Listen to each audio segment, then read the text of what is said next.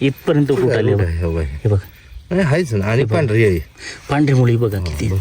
म्हणजे रोपाच्या मानात जर बघितलं तर अतिशय जबरदस्त आहे बघा ना. मुळी आता पाणी त्या पलीकडल्या बाजूला त्या बाजूनं जाते एक बाजूनं, बरोबर नाही पाणी.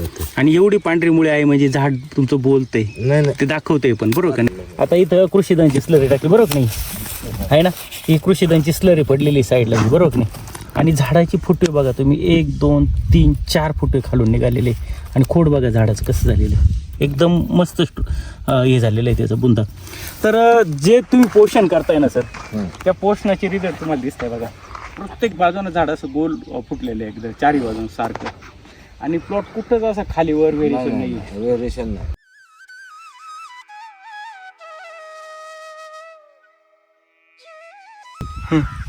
सर कोणती व्हरायटी? त्यातलं सेंद्रिय भगवा आहे ना. आणि किती दिवस झाले आज लावून? आता हे बघा, ह्याला आज बरोबर 90 दिवस झाले. आज तारीख आहे 20 जून 2026, 19 जून 2027 लागत आहे आमचे. बरं. आता पूर्ण प्लॉट किती आहे? 2 एकर आहे. 2 एकर. किती झाडं बसले? 900. अंतर काय पकडले आपण? ही 12 8 केले. 12 आले. डाळिंबामध्ये काय अनुष्ठान बघा, तणासाठी तुम्ही मल्चिंग केले, अंतर पण बरोबर नाही, अंतर पण योग्य ठेवले. आणि आज 3 महिन्याचे झाडं जर बघितले तर फुटवा वगैरे जर बघितलं, झाडाची ग्रोथ बघितली तर अतिशय सुंदर आहे. आणि शिवाय पूर्ण उन्हाळ्यामध्ये ना, बरोबर नाही, पूर्ण उन्हाळा म्हणजे कडक उन्हाळ्यामध्ये झाड आहे. आणि कडक उन्हाळ्यात झाड असून जर एवढं डेव्हलप होतं.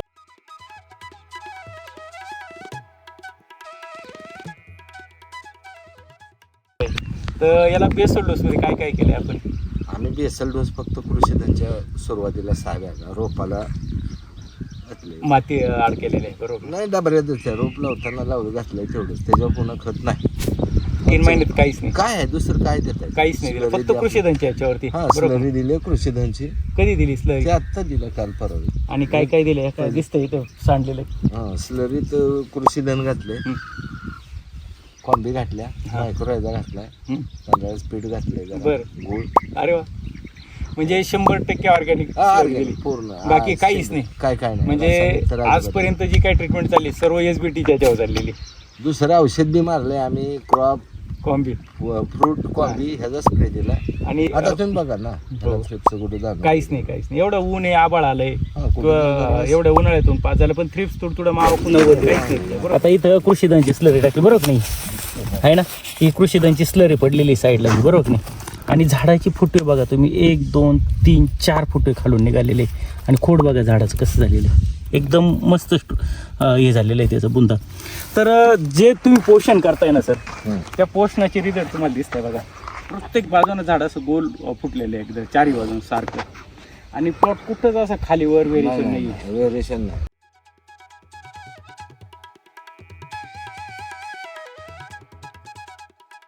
बरोबर. लोक अनुभवी शेतकरी, अनुभवी डाळिंब बागायतदार सुद्धा. आम्ही पहिल्यांदाच विचारलो तुम्हाला, आपल्याला ह्याला काही गंध माहिती नाही, फक्त लावणार आणि तुम्ही सांगितलं तर करणार. 100% तसंच त्याच पद्धतीने चाललंय. बरोबर. अजून काय अडचण म्हणजे कुठली आलेली नाही. आणि वाढ जर बघितली आज साधारण सर म्हणजे 2.5 पावणे 3 फूट 3 फूट आले, 3 फूट बरोबर. झाले. आणि अजून काहीच बाकीचं काही नाही. काय नाही. एक बेसल डोस, एक स्लरी. बेसल डोस म्हणजे कशाला रोपं लावताना आपलं एवढं खत टाकावं म्हणून टाकले. शेणखत नाही, रानाला काय नाही, काहीच नाही. आजपर्यंत काय दुसरा काही वापर पण नाही. पण झाड जर बघितलं तर अतिशय म्हणजे अनुभवी जे डाळिंब बागायतदार आहे त्यांना सुद्धा कमीपणा वाटेल अशी झाडाची ग्रोथ तुम्ही यावर्षी केलेली या झाडामध्ये, बरोबर नाही? हे आले बघा, सांगितलं त्या पद्धतीने थोडं करत फक्त 2 बॅगा घालतो 2 एकराला कृषीधनच्या स्लरीला.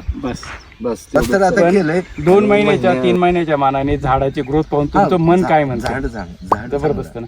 म्हणजे आता तुम्ही द्राक्षाकून डाळिंब, आता खाली प्लॉट तुमचं द्राक्षाचं आहे, बरोबर नाही? आणि त्याच्यात रेकॉर्ड ब्रेक तुम्ही उत्पन्न घेताय. आणि पीक बदल जर करायचा असला तर थोडी डेअरिंग कमी पडते. आज तशी तुमच्याकडे पाहून मला काही डेअरिंग कमी वाटत नाही. आता बघूया, तुम्ही तुमचं सहकार्य आहे म्हणून केले. हे आता ही वॉटर शूटच आहे. किती झालं, केवढा मोठा झालं बघा, 2.5-3 फुटात 3 फूट झालं. म्हणजे साधारण महिन्याला 1 फूट भर. आपण ह्याला काय कटिंग केलं, एक ठेवलं, जसं लावलंय रोप लावलंय तसंच आहे. आणि बंचेस मध्ये वाढलं. त्याची खोड बघितली कशी वाटते बघा ना, खोड कसं आहे आणि रूट बघा. पाहिजे.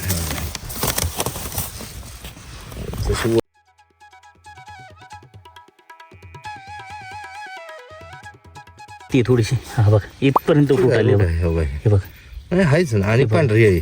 पांढरी मुळी बघा किती. भरपूर आहे. म्हणजे रोपाच्या मानात जर बघितलं तर अतिशय जबरदस्त आहे बघा ना. हे मुळी आता पाणी त्या पलीकडल्या बाजूला आहे. त्या बाजूनं जाते एक बाजूनं बरोबर नाही पाणी. जातं. आणि एवढी पांढरी मुळे आहे म्हणजे झाड तुमचं बोलतंय नाही नाही ते दाखवतंय पण बरोबर का नाही. परवा आता इथं स्लरी ओतलेली आपण बरोबर नाही. आता हे स्लरी कृषीधनची स्लरी केलेली. काय टाकले स्लरीमध्ये सर?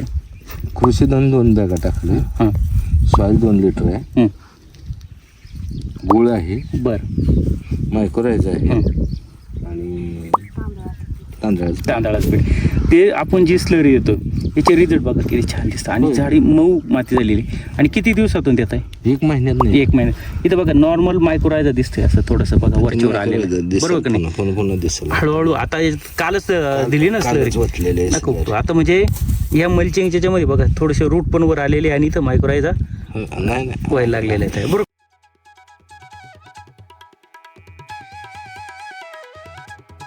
मुळे स्टॉप आहे. आणि सॉईल जाते का याला? नाही सॉईल बी असं नाही काय केलं आम्ही. सॉईल ह्यात ना स्लरीतच दिलं. स्लरीतूनच देऊ राहिले. असं नाही दिलं अजिबात अजून काय. मूळ म्हणजे तुम्ही जे देताय ना ते सुंदर आहे. स्लरी ही सगळ्यात बेस्ट आणि सर्वात चांगलं. एक महिन्याने देतो. 1 महिन्याला एक स्लरी. एकच महिना बरोबर 1 महिना झाला की पुन्हा द्यायचं. तेवढंच द्यायचं 2 पोते आपले. त्याचं सॉईल गोळ सॉईल गुळ मायको आहे. अंडे आहे. तांदळाचं पीठ आहे. तर विट्यामध्ये तुम्ही शॉप चालवताय तर तुमचा एकदा नाव नंबर आणि पत्ता सांगा. नमस्कार. नमस्कार. नाव साळुंके. विटा कृषीरत्न सेंद्रिय सेवा केंद्र विट्याला. 95 45 18 75 18. बरोबर. खूप छान अशी माहिती दिली. धन्यवाद. थँक्यू.